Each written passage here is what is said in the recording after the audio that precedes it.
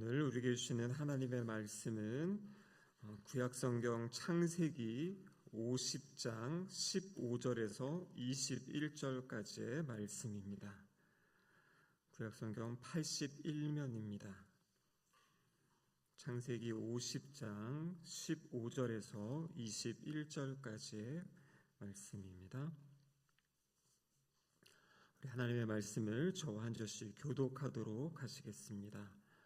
요셉이 형제들이 그들의 아버지가 죽었음을 보고 말하되 요셉이 혹시 우리를 미워하여 우리가 그에게 행한 모든 악을 다 갚지나 아니할까 하고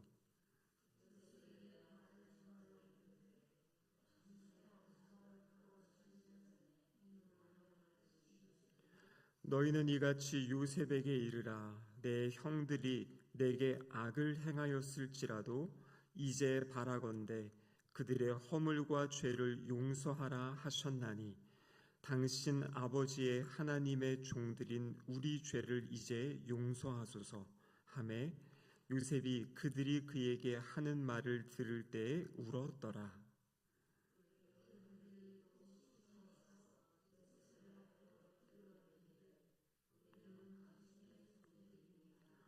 요셉이 그들에게 이르되 두려워하지 마소서 내가 하나님을 대신하리이까.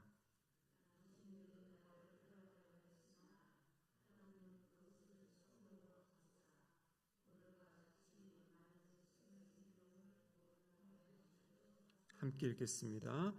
당신들은 두려워하지 마소서 내가 당신들과 당신들의 자녀를 기르리이다 하고 그들을 간곡한 말로 위로하였더라. 아멘. 이는 하나님의 말씀입니다. 기도하시겠습니다. 사랑하는 아버지 감사드립니다. 3일 저녁 주님 앞에 모여 다시 또 하나님께 찬양하며 주의 말씀을 듣습니다. 성령 하나님 이곳 가운데 임재하여 주셔서 하나님의 말씀이 우리 마음과 심령에 들려지게 하시고 이 말씀이 생명력 있게 역사하는 은혜의 시간 되게 하여 주시옵소서. 설교자 입술을 주장하시사 하나님의 말씀이 온전히 선포되도록 붙잡아 주시옵소서. 예수님의 이름으로 기도드립니다. 아멘. 잘 지내셨습니까? 오늘 드디어 이제 13번째 시간입니다. 이 가스펠 프로젝트 이 책이 12권으로 구성되어 있는데요. 첫 번째 책이 이제 오늘 끝나게 됩니다. 그래서 다음 주부터는 이제 출애굽기 두 번째 책으로 들어가게 되는데요. 이제 창세기, 출애굽기, 레위기에서 요한계시록까지 이제 순서대로 쭉 우리가 이제 살펴보는 그런 시간을 갖도록 하겠습니다. 이 에밀리 브론테의 소설 폭풍의 언덕이라는 그런 소설이 있습니다. 혹시 읽어보셨습니까? 여러 차례 영화로도 만들어져 가지고 많은 사람들, 대중들에게 인기를 얻은 그러한 작품입니다. 근데 이 작품은요, 이 복수에 관한 고전 소설이다 이렇게 이제 알려져 있습니다. 그 집에 나오는 주인공이 어떤 사람이냐면 이제 히스클리프라는 사람인데요. 이 사람은 이제 집시의 아이로 태어나 있다가 어느 부잣집 사람이 이 아이를 데려다가 집에서 이제 키우는 겁니다. 근데 그 집에 이미 있던 이 형이죠. 형이 이제 이 아이를 많이 괴롭히고 또 그 딸이 있었는데 딸은 이 아이와 이제 이렇게 사랑의 관계를 좋아하는 관계를 맺고 있었어요. 근데 어느 날 이제 아버지가 죽고 이 형의 괴롭힘이 심해지고 자기가 이렇게 좋아하던 그 여인이 다른 사람과 결혼한다는 것을 알고 이제 그 집을 이제 떠나게 됩니다. 그리고 몇 년이 지나서 그 밖에 나가서 이제 부자가 되어가지고 이제 돌아오는데 돌아와서 이제 하나하나 복수하는 어떤 그러한 내용이 이 책의 내용입니다. 근데 그 복수하면서 결국에는 자신의 삶도 힘들어지고 이것이 아니다라는 것을 이제 보여주는 어떤 그러한 내용인데요. 좀 오늘날에도 이 복수에 대한 주제, 이것들은 많은 드라마나 또 영화의 그런 주제로 또 등장하고 있습니다. 때로는 사람들은 그런 복수의 모습을 보면서 그런 거 있죠. 법의 테두리 안에서 이 사람들이 온전한 심판을 받지 못한다 이런 느낌이 있을 때 때로는 어떤 사적 복수를 통해서 그 악한 사람들이 처벌받는 걸 보면서 통쾌하다 이런 걸 느끼기도 하고 이제 그러한 것들을 사람들에게 이렇게 자극하는 어떤 대리만족을 주는 그런 드라마나 또 영화가 많이 있습니다. 여러분, 그런데 오늘 본문은요, 복수가 아닌 다른 용서를 선택하는 그러한 말씀을 하나님이 우리에게 말씀해주고 계십니다. 오늘 이 신학적인 주제는 무엇이냐면요, 우리 같이 한번 신학적 주제 읽어보겠습니다. 하나님은 주권자이시며 좋지 않은 상황에서도 선을 이루십니다. 하나님이 모든 것의 주권자가 되시고요, 좋지 않은 그 상황을 통해서도 선을 이루신다라는 것입니다. 첫 번째로 하나님은 고난 중에서도 열매를 맺게 하시는 분이다. 그래서 이 사람들의 고난의 여정 가운데 열매를 맺게 하신다라는 부분입니다.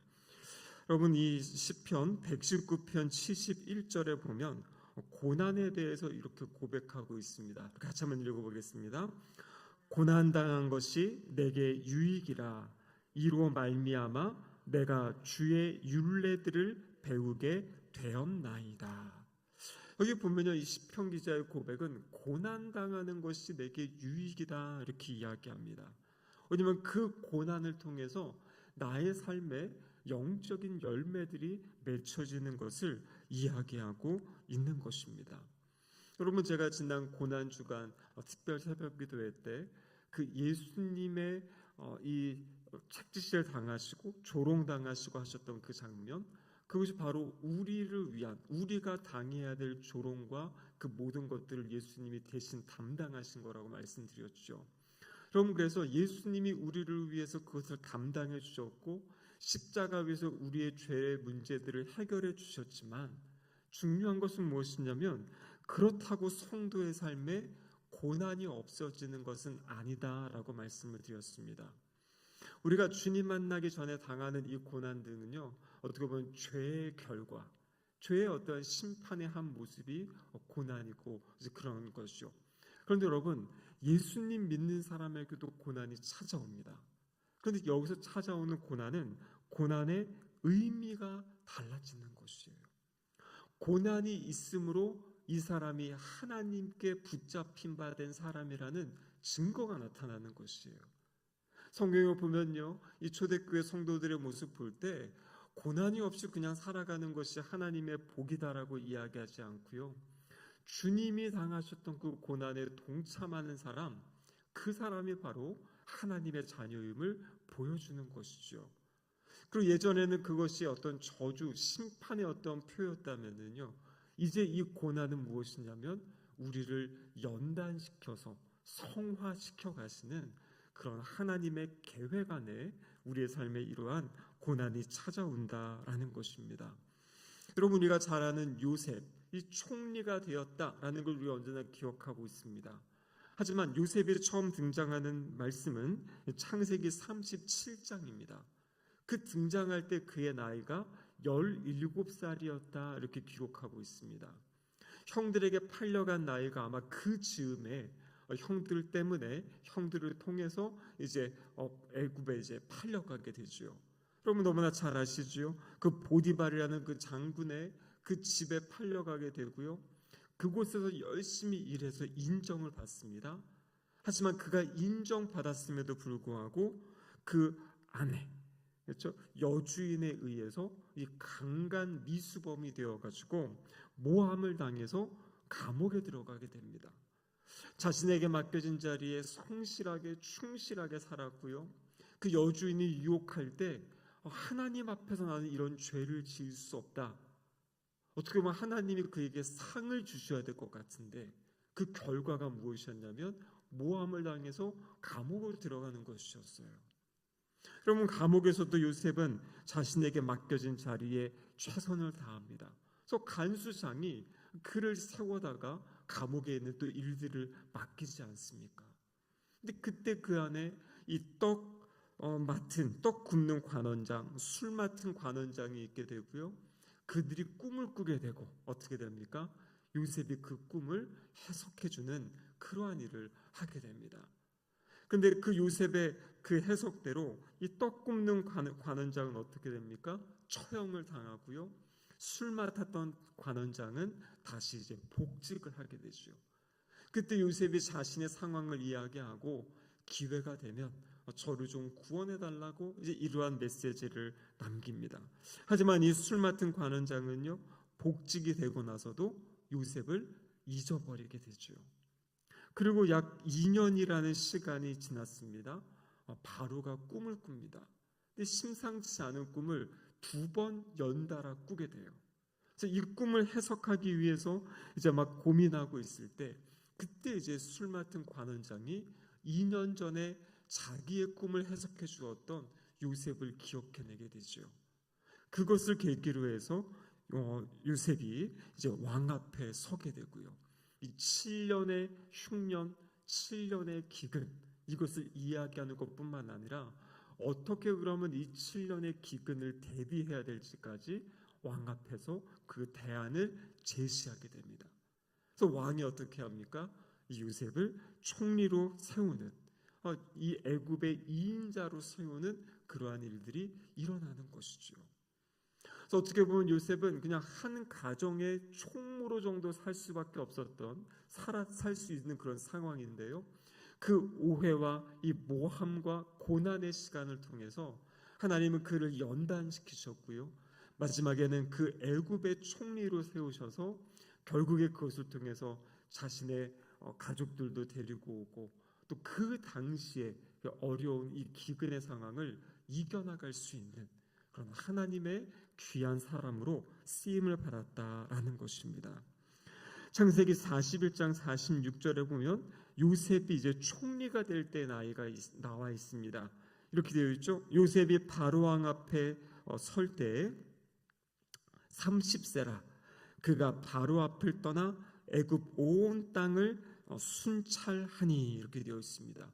그래서 30세에 이제 애굽의 총리가 되고요. 그리고 7년 동안 이 여러 도시에 다니면서 그 풍년의 그 양식들을 이제 모아놓고 저장합니다. 그래서 성경은 창세기 31장 49절에 보면 요셉이 쌓아둔 곡식이 이 바다의 모래같이 심이 많아졌다 할 정도로 이제 그 미래를 잘 준비하는 그러한 모습을 보여주는 거죠. 그러니까 훈련받고 연단받은 요셉이 자신에게 맡겨진 일들을 잘 감당하고 아름다운 열매들을 맺어가는 모습을 성경은 기록하고 있습니다. 여러분, 총리로서 애굽뿐만 아니라 가정사에 있어서도 하나님이 요셉의 가정에 은혜를 주십니다.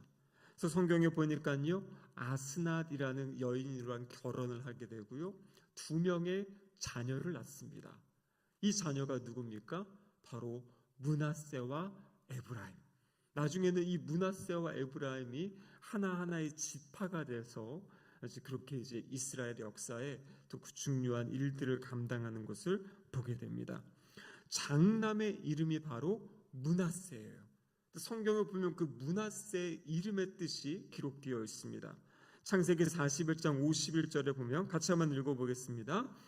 요셉이 그의 장남의 이름을 므낫세라 하였으니 하나님이 내게 내 모든 고난과 내 아버지의 온 집 일을 잊어버리게 하셨다 하미요. 여기 보니까 장남의 이름을 므낫세라고 짓고 그 의미를 뭐라고 합니까? 하나님이 이제 내 모든 고난, 아버지 집에서의 일, 형들이 자신을 팔아넘긴, 얼마나 충격입니까? 가족이 자신을 팔아가지고 아버지와 만날 수 없게 된 이 처참한 상황. 근데 그 모든 것을 바로 이 므낫세 장남, 이 아이를 낳은 때 그것을 통해서 뭐라고 합니까? 그 모든 것을 잊어버리게 하셨다. 잊어버렸다는 것이 무엇이겠습니까? 그 기억이, 상처가 그냥 없어지는 것 아니지요. 원래는 그 상처에 그 마음이 묶여있고 닫혀있던 그 마음을 하나님께서 그의 마음을 자유케 해주신 거지요. 풀어주신 겁니다. 그래서 그의 아들의 이름을 므낫세라고 하고, 이제 과거의 아픔과 상처, 이것들은 내가 이제 다 잊어버렸다라고 이렇게 고백하면서 자녀의 이름을 므낫세라고 지어줍니다. 그리고 차남의 이름이 나와 있는데요, 이어지는 52절에 보면 차남의 이름을 에브라임이라 하였으니 하나님이 나를 내가 수고한 땅에서 번성하게 하셨다 함이었더라. 지금 이 에브라임을 낳을 때 이제 요셉은 애굽의 총리로서 정착을 하고요. 그곳에서 이제 자신의 어떤 번성함을 누리고 있을 때, 그래서 하나님께서 자신의 과거의 그 어려운 아픔과 상처를 씻어주시고 지금 있는 그곳에서 하나님이 나를 번성하게 하셨다. 내가 수고한 땅에서 번성하게 하셨다. 열심히 일하고 헌신하고 최선을 다한 것에 아름다운 열매를 맺게 하셨다라고 고백하고 있습니다. 그래서 이 에브라임이라는 뜻은 번성함, 창성함 그런 뜻인데요. 그래서 문법적으로 보면은 미래 시제로도 번역이 가능하대요. 그러니까 지금도 하나님이 나를 번성하게 하셨고 앞으로도 나의 삶을 번성하게 하실 것이다 라는 그런 기대를 가지고 지어준 이름이 바로 에브라임이다 라는 것이에요. 그래서 지금 요셉은 자녀들의 이름을 통해서 하나님이 자신에게 해주신 그 은혜를 고백하고 찬양하고 있는 것이에요. 하나님이 나의 모든 아픔들을 다 이렇게 씻어주시고 나의 마음을 회복시켜주시고 나의 삶의 자리에 내가 열심히 수고하고 애쓴 것에 새로운 이 은혜들을 주셨습니다. 하나님이 나의 삶에 복을 주셨습니다. 그 고백을 자녀들의 이름을 통해서 지금 그렇게 지어주고 있는 겁니다.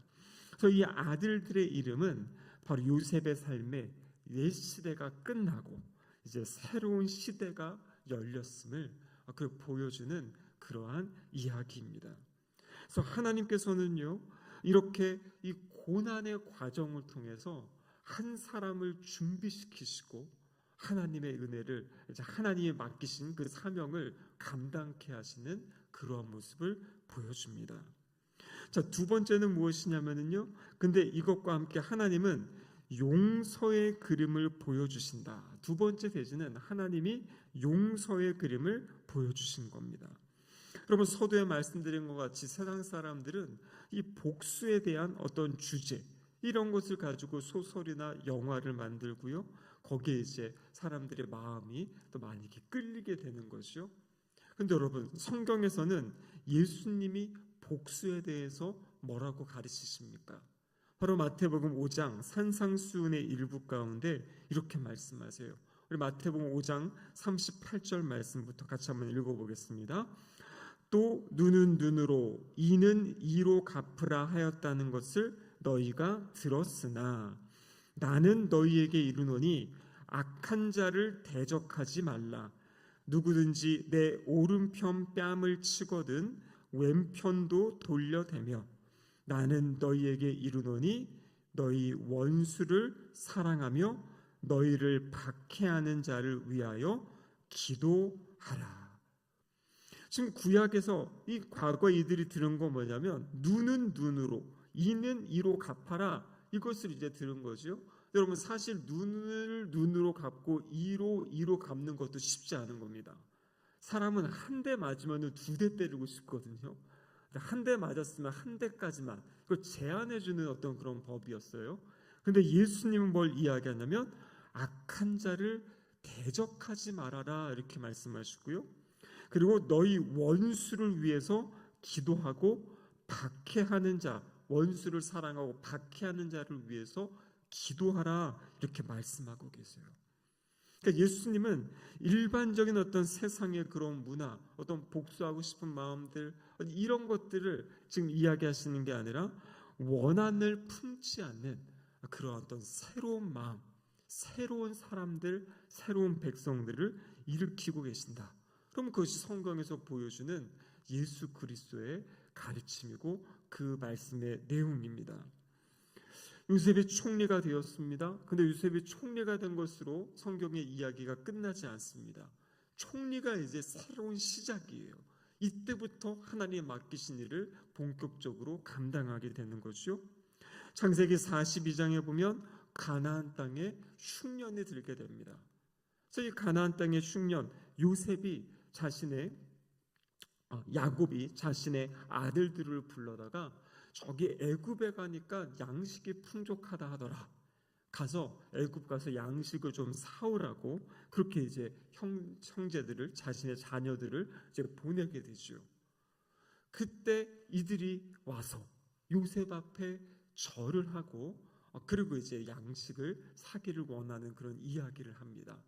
그럼 바로 이때 절하는 그 상황, 성경을 보면요, 요셉은 자기의 형들을 알아봅니다. 형들은 이 요셉을 알아보지 못해요.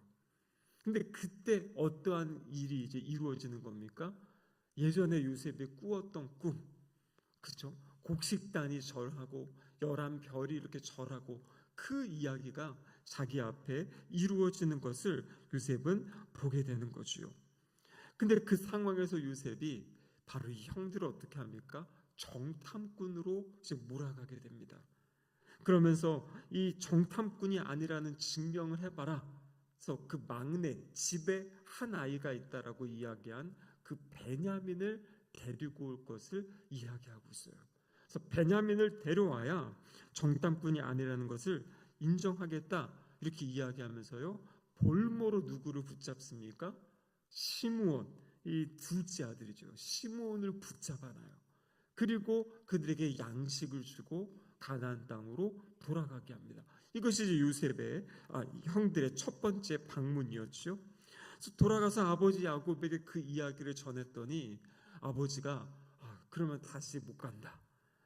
베냐민, 그 요셉도 없어졌는데 이 베냐민까지 없어지면 안 된다 하면서 그 양식을 그냥 구하러 가지 못하게 붙잡아 두고 있어요. 근데 상황이 너무 심각해지니까요. 곡식이 다 떨어지고 더 이상 먹을 것이 없으니까 이제 야곱의 마음이 조금 이제 흔들리게 됩니다. 근데 성경을 보면요, 그때 유다가 결정적인 역할을 하게 돼요.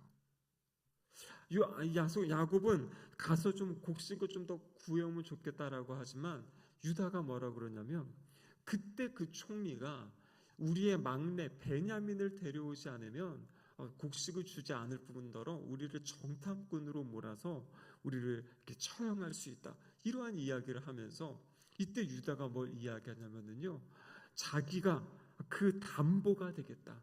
내가 베냐민을 다시 데리고 오지 못하면 내가 책임을 지겠다. 그래서 이전과 다른 어떤 자기가 책임을 지겠다고 이야기하면서 이 베냐민을 꼭 데려가야 된다. 데려가겠다라고 이야기를 합니다. 그래서 야곱이 이제 너무나 상황이 안 좋으니까요, 베냐민을 유다에게 딸려 보내고요, 또 그곳에서 이제 만남을 갖고 곡식을 다 주고 또 돌아가게 하는데 그때 이제 요셉이 베냐민의 가방에다가 은잔을 이제 숨겨놓죠. 그리고 다시 그들을 이제 불러들여 가지고 이 은잔이 발견된 사람을 여기 남겨둬야 된다. 이제 이러한 상황들을 이제 펼쳐져 가는 것을 보게 되는 겁니다. 그러면 그런데 이때 이제 베냐민이 그곳에 붙잡혀 있게 될 상황이 됐을 때요, 그때 유다가 나서 가지고 요셉에게 요청을 하는 거예요. 우리 아버지가 이 아이가 없다, 이 아이를 못 데리고 가면, 안 데리고 가면 우리 아버지는 죽을 것이다. 그러니까 이 아이를 보내주고 대신 제가 여기 있겠습니다라고, 자신이 대신 거기 있겠다라고 그렇게 이제 이야기를 하게 되는 거죠. 그러니까 이때 이제 요셉의 마음이 이 감동을 받은 것 같아요. 그러니까 이전까지의 형들의 모습, 자신을 죽이려 하고 서로가 어떠한 그 희생하지 않는 어떤 그런 모습이었는데 이 형들의 모습이 조금씩 뭔가 달라진 거예요. 그 베냐민 대신 내가 남아 있겠다. 쉽지 않은 그런 이야기인데 그 이야기를 하는 그 이야기를 듣습니다. 그때 이제 요셉의 반응이 창세기 45장 1절에 나와 있는 말씀인데요. 같이 한번 읽어보겠습니다.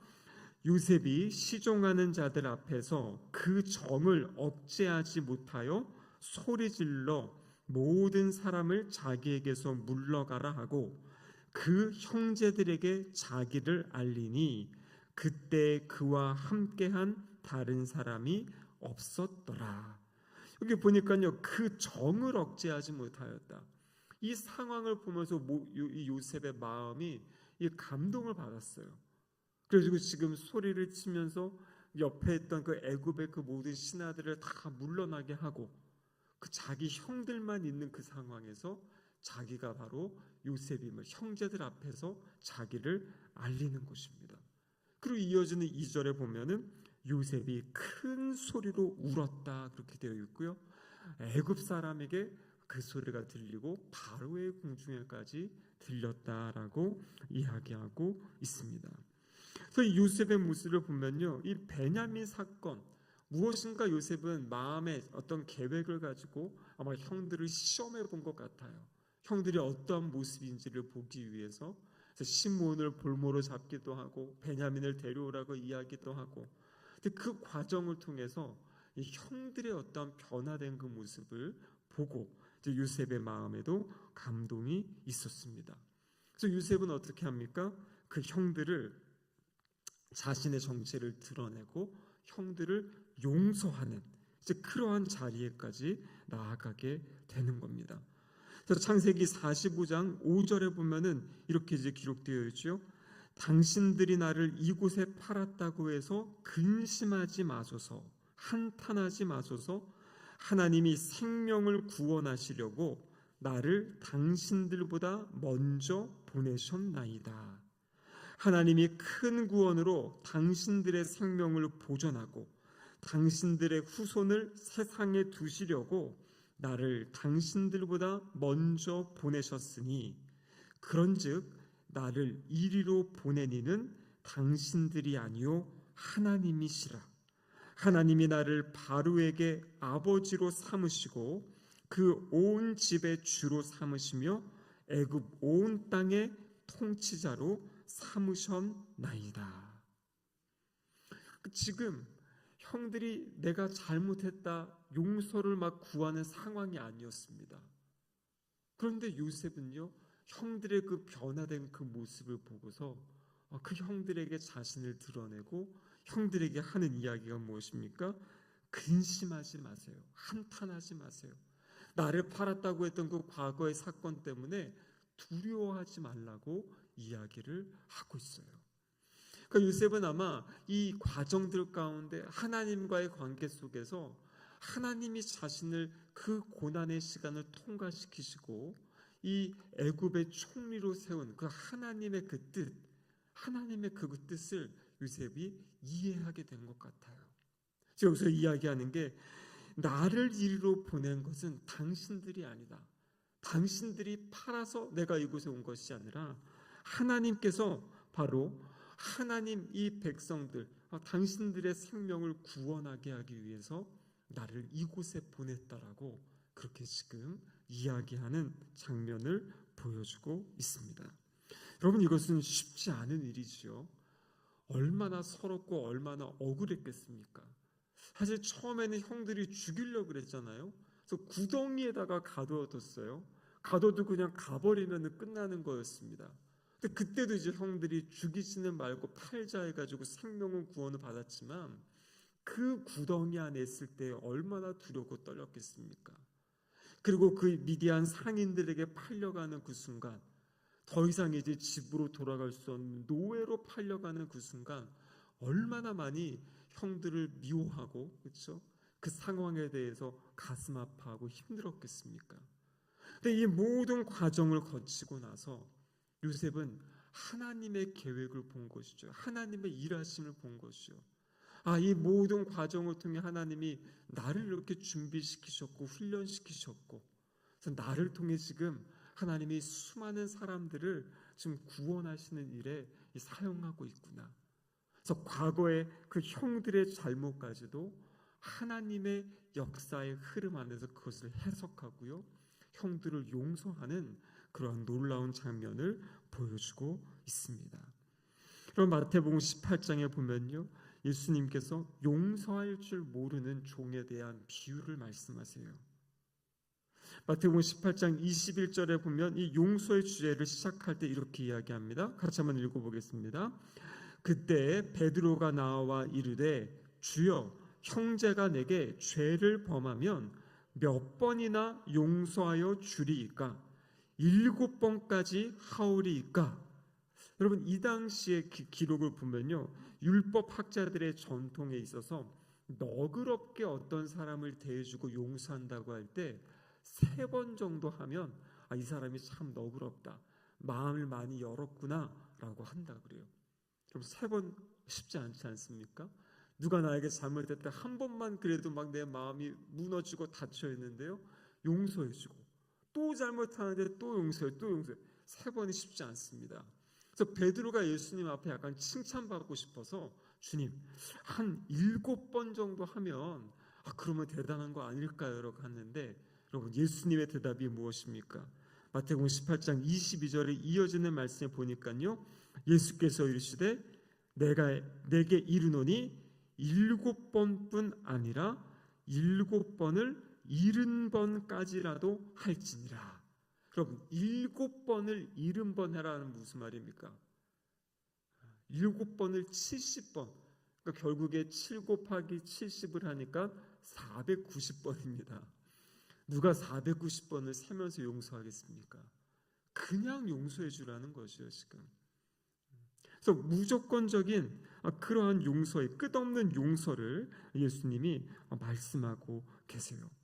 그러면서 여기서 이어지는 그 비유가 무엇입니까?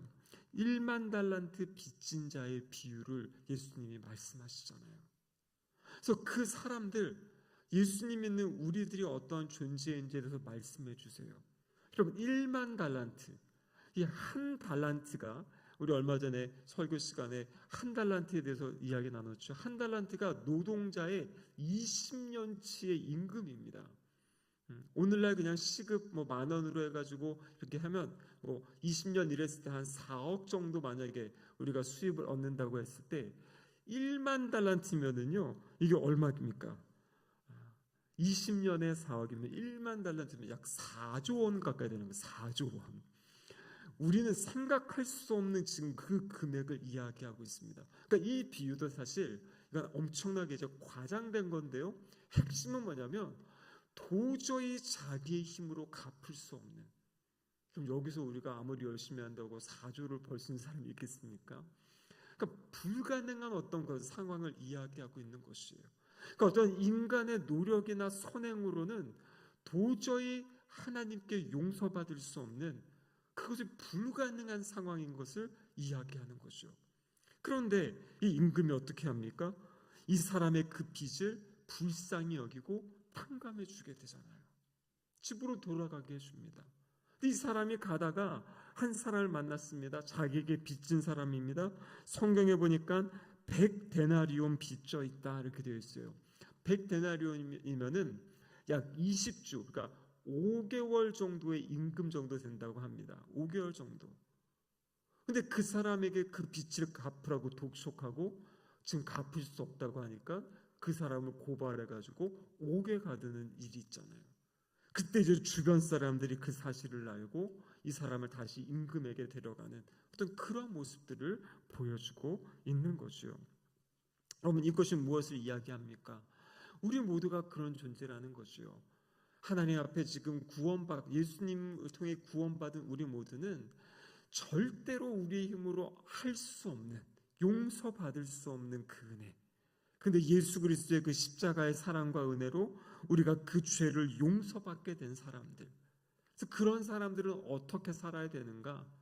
주변에 있는 사람들, 때로는 나에게 잘못하고 나를 상하게 하고 아프게 하는 그 사람들을 용서해 줄 것을, 용서하며 살 것을 우리 주님이 우리에게 말씀하고 계시는 거예요.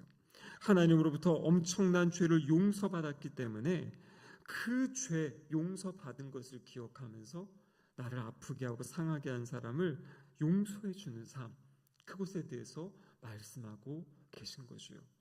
그래서 요셉과 같이 이 역사, 하나님이 일하신 것을 하나님의 시각으로 해석할 때 우리 안에 그 용서할 수 있는 마음이 또 생겨날 줄로 믿습니다. 마지막 세 번째인데요, 세 번째 대지는 이것입니다. 하나님은 선으로 악을 이기십니다. 이렇게 되어 있습니다. 여러분 요셉이 초청합니다. 그래서 애굽에 가서 야곱과 그 모든 집안 식구들을 다 데리고 옵니다. 성경에 보니까 약 70명의 사람들이 이제 이 애굽 땅에 정착하게 됩니다. 애굽에 사는 동안 하나님이 이 야곱의 가족에게 은혜를 베풀어 주세요. 그래서 창세기 47장 27절에 보면 그걸 같이 한번 읽어보겠습니다. 이스라엘 족속이 애굽 고센 땅에 거주하며 거기서 생업을 얻어 상륙하고 번성하였더라. 그러니까 하나님께서 창세기 1장에 약속하신 너희들이 상륙하고 번성할 것이다라는 그 약속이 이 애굽 땅에 와서 이들의 그 말씀이 이제 이루어지는 그런 모습을 보여줍니다. 그리고 야곱이 이제 임종을 맞이하게 되는데요. 창세기 49장에 가면 임종을 맞이하기 전에 이 12명의 아들을 이제 축복해 주는 그 장면이 나오게 됩니다. 여러분, 근데 그 축복의 장면에 누가 나오냐면요, 유다를 축복할 때 이러한 메시지가 있어요. 창세기 49장 9절과 10절인데요, 같이 한번 읽어보겠습니다. 유다는 사자 새끼로다. 내 아들아, 너는 움킨 것을 찢고 올라갔도다. 그가 엎드리고 웅크림이 수사자 같고 암사자 같으니 누가 그를 범할 수 있으랴. 규가 유다를 떠나지 아니하며 통치자의 지팡이가 그 발 사이에서 떠나지 아니하기를 실로가 오시기까지 이르리니 그에게 모든 백성이 복종하리로다. 여러분, 이 유다의 자손으로 왔던 아주 엄청난 하나님의 귀하게 쓰임받았던 왕이 있습니다. 그 왕이 누굴까요? 다윗 왕. 다윗 왕이 바로 이 유다의 후손이죠. 규가 유다를 떠나지 않는다. 이 규라는 것은 이제 왕이 잡는 지팡이를 이야기하죠. 다윗 왕을 통해서 하나님이 바로 이 유다 족속의 다윗 왕을 통해서 이 통치, 백성을 통치하고 복종하는 어떤 그러한 역사가 있었습니다. 여러분, 그리고 이제 그 다윗의 후손으로 결국에 누가 오시는 겁니까? 바로 예수 그리스도가 오신 거죠. 그래서 이미 창세기 49장에 이 유다에 대한 예언을 통해 가지고요, 바로 다윗과 그리고 후에 오실 그 예수 그리스도까지 지금 여기서 이제 말씀해주고 계시는 거죠. 야곱이 이제 그 마지막 축복을 하고 생을 마감하게 됩니다. 그래서 요셉과 그 형제들은 아버지의 유언에 따라서 그 시신을 가지고 다시 고향 가나안 땅으로 가서 장사하고 돌아와요. 그 장면이 이제 오늘 우리가 읽은 본문입니다. 거기까지 온 거예요. 지금 와서. 자, 그때 이제 15절 창세기 50장 15절을 보니까 요셉의 형들이 이렇게 이야기하는 겁니다. 같이 한번 읽어보겠습니다. 요셉의 형제들이 그의 아버지가 죽었음을 보고 말하되 요셉이 혹시 우리를 미워하여 우리가 그에게 행한 모든 악을 다 갚지나 아니할까 하고, 아버지가 죽고 나니까요, 형들이 또 걱정하는 거예요. 또 불안해하는 겁니다. 아버지 살아있을 때까지는 그냥 아버지 때문에 우리를 용서한 것 같지만 이제 요셉이 진짜 우리에게 그 행한 악을 다 갚지 아니할까, 우리에게 복수하지 아니할까, 이러한 두려운 마음이 형들에게 있어요. 그래서 형들이 하는 것이 무엇이냐면, 이게 진짜 아버지가 유언을 남긴 건지 아닌 건지는 알 수는 없습니다. 근데 아마 좀 형들이 좀 지어내지 않았을까 싶어요. 근데 이 창세기 50장 17절에 이렇게 세 번역으로 이제 옮겨놨는데요, 조금 더 실감이 납니다. 이제 동생에게 이야기하는 거죠. 아우님에게 전하라고 하시면서 너희 형들이 너에게 몹쓸 일을 저질렀지만 이제 이 아버지는 내가 형들의 허물과 죄를 용서하여 주기를 바란다 하셨습니다. 그러니 아우님은 우리 아버지께서 섬기신 그 하나님의 종들인 우리가 지은 죄를 용서하여 주시기 바랍니다. 그러니까 지금 이제 아버지를 빌려가지고 아버지가 돌아가시기 전에 이 형들의 잘못, 이 죄와 허물을 용서해 주라고 이렇게 이야기를 했다. 그러니까 아버지가 그렇게 하셨으니까 우리를 꼭 좀 용서해 달라, 이렇게 지금 이제 이야기를 하는 거예요. 그때 요셉의 반응이 무엇이냐면요, 울었다 이렇게 이야기하고 있어요. 그럼 왜 울었겠습니까? 요셉이 참 안타깝지 않았겠습니까? 자기는 마음으로 다 용서했는데 아직 형들이 그것을 불안해하고 두려워하는 그 모습을 보면서 요셉의 첫 번째 반응은 울었어요. 형들이 지금까지도 그것에 매여 있구나. 그 자신들의 잘못에 지금도 매여 있구나. 그러면서 요셉이 한 말이 뭐냐면 두려워하지 마세요. 두려워하지 마세요. 제가 형들에게 보복하는 그러한 일은 없을 겁니다. 근데 놀라운 고백은 19절에 나오는데 이렇게 이야기합니다. 두려워하지 마소서 내가 하나님을 대신하리이까. 자기가 권세가 있고 하지만 그 권세를 가지고 하나님처럼 내가 형들을 심판하지 않겠다라는 것이에요. 하나님이 나를 여기에 보내신 분명한 뜻이 있었고 형들이 잘못했지만 하나님은 그것을 통해서 하나님의 일을 하셨다라고 지금 고백하고 있는 요셉의 모습. 그래서 놀라운 고백이 있죠. 창세기 50장 20절 말씀인데요. 같이 한번 읽어보겠습니다. 당신들은 나를 해하려 하였으나 하나님은 그것을 선으로 바꾸사 오늘과 같이 많은 백성의 생명을 구원하게 하시려 하셨나니. 당신들은 나를 해하려 하였으나, 그러니까 악한 일이었어요 사실. 그런데 하나님이 그것을 선으로 바꾸셔서 많은 백성의 생명을 구원하게 하셨다. 여러분, 이 모습과 무엇인가 이렇게 비교되어 보여지는 모습이 있지 않습니까? 우리 예수님의 모습이 어떻습니까? 이 땅의 종교 지도자들과 사람들로부터 고발당하게 되고요.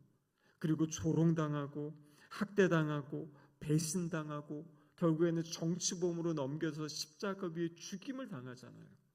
이 보면은 주변의 어떤 사람들의 모함, 그 가룟유다가 돈을 받고 파는 어떤 이러한 이 모든 악한 일들이 그곳에 모여졌는데요.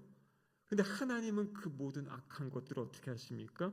선으로 바꾸셔서 그 예수님의 십자가의 죽음을 통해서 우리를 구원하시는 그러한 놀라운 은혜의 역사를 이루어 가시는 모습을 보여주고 계신 겁니다.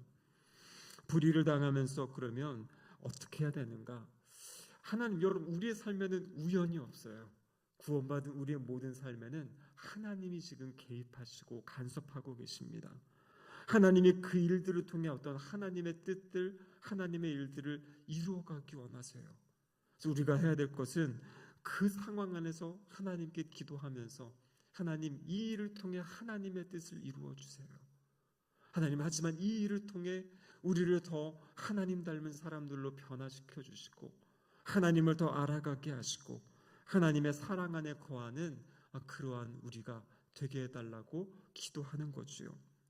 베드로전서 2장 23절에 보면 이렇게 기록하고 있습니다. 욕을 당하시되 맞대어 욕하지 아니하시고 고난을 당하시되 위협하지 아니하시고 오직 공의로 심판하시는 이에게 부탁하시며. 그래서 우리 주님의 그 십자가의 모든 모습은 주님께서 공생의 기간 동안에 가르치셨던 그 모습대로 십자가에서 첫 번째 모습이 아버지 저들의 죄를 용서해 주세요. 원수를 사랑하고 핍박하는 자를 위해 기도하라 말씀하신 대로 우리 주님의 십자가 위에서 그 영혼들을 위해 기도하시는 모습을 보여주고 계십니다. 여러분, 첫 번째 나눴던 이 폭풍의 언덕이라는 그 소설, 여러분, 그 폭풍의 언덕은 마지막까지 복수와 징후가 가득한 그런 내용이었습니다. 하지만 이 갈보리 언덕에서는요, 하나님의 사랑과 하나님의 자비, 하나님의 공의가 나타나는 그런 모습을 보여주고 계십니다. 우리의 삶에도 때로는 지금 당장은 내가 이해할 수 없는 그런 고난이 찾아올 때가 있습니다. 여러분들, 그 고난은요, 하나님이 우리를 심판하시고 우리를 저주하시는 것이 아니라 그 일을 통해서 하나님은 우리의 삶에 또 새로운 일을 행하신다, 만들어 가신다라는 것입니다. 물론 고난의 당시에는 이것은 참 힘들고 어려운 일일 것입니다. 하지만 분명한 것은요, 하나님이 그 순간에도 우리와 함께 하시고요, 하나님께서 하나님의 일을 행하십니다. 그래서 우리는요, 하나님 이 고난의 시간도 하나님께 맡겨드립니다.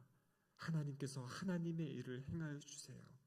이 모든 악한 일, 안 좋은 이 사건들을 하나님 선으로 바꿔주셔서 결국에 하나님 자녀로 우리를 세워주시는 은혜가 있게 해달라고 우리 기도하시는 우리 성도님들 되시기를, 우리 모두가 되기를 주님의 이름으로 축복합니다. 아멘. 기도하시겠습니다.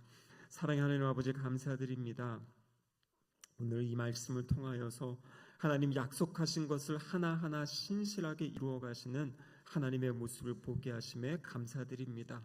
때로는 인간의 죄악 때문에 그 일이 틀어지는 것 같지만 결국에 하나님은 그 모든 것을 합력하여 선을 이루어 가시고 하나님의 뜻을 세워 가시는 분이심을 믿게 하여 주시옵소서.